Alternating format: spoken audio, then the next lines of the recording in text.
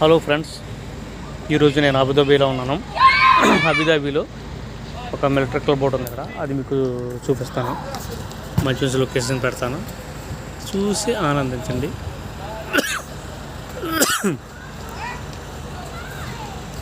నేనైతే ఈ క్లబ్ ఏరియాలో ఉన్నాను.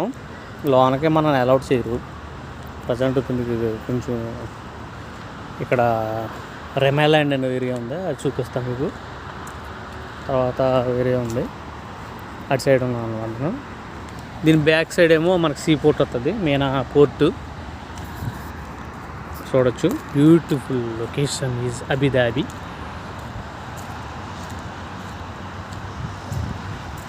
నైట్ టైమే బాగుంటుంది అన్నమాట ఇది.